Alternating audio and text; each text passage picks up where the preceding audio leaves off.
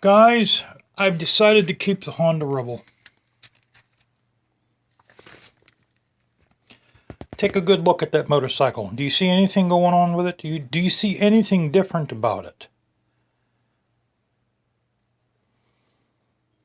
You're correct. It has no exhaust pipe.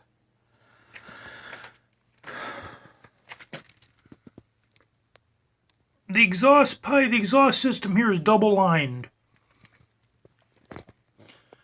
They actually came off really easy. I took the exhaust system off. For a motorcycle that's 35 years old, it came off extremely easy. It was really easy to get off. And what I did, where's my pipe cutter at? Pipe. Anyway, I have a pipe cutter around here somewhere. There it is. I used that. That actually didn't cut all the way through, because the pipe is thicker than the wheel on my plumbing pipe cutter. So I had to go the rest of the way with a Sawzall. Now these pipes here, the ones that go on here, I'm going to order those tonight. And I'm also ordering a bar to hold the turn signals. That there's a bracket under here. It bolts under there. It's a chrome bar, because in my lights, the turn signals here have to be 16 inches apart. So the bar bolts on here, and then 2 bullet turn signals will be about right here on each side. These we're going to remove. Okay, but these bolts here, I'm going to keep those, because I might put a clock and a tachometer on this.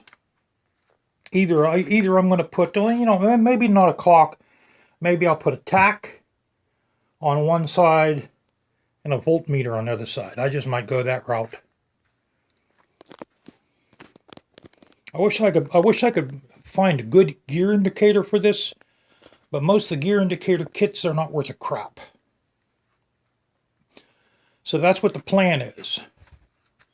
We're going to put exhaust pipes on it, and we're going to remove these and put a couple bullet turn signals on it. I'm going to also take all the decals off. I'm doing away with these decals. I'm not even buying new ones. I'm doing when I repaint the tank. These are going. That name's going. That tag's going. The only way somebody will be able to distinguish this as a Honda by this front cover right here, and that's hidden by the by that accessory bag. And after I get the pipes done and the turn signals done, the next project is the rear fender. Once I get the rear fender done, I'll be able to figure out what kind of seat I can put on here.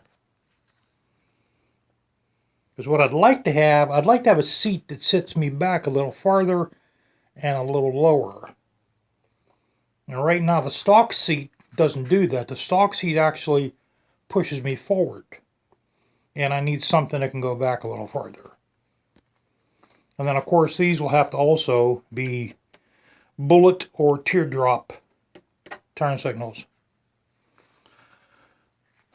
Okay guys, well, so that's what's going on with the Rebel.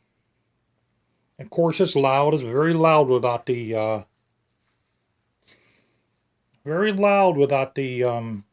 mufflers on it. I'm not going to even start it up right now. I started this earlier. I glued this in place. That's permanent. I kind of like these grips. I'm not going to change them. They're okay. And that's about it. That's where we're going, man. I'm going to keep the color Wineberry. I believe I can do a pretty good job with a spray paint can. I'll start out with one can. We'll do the tank first.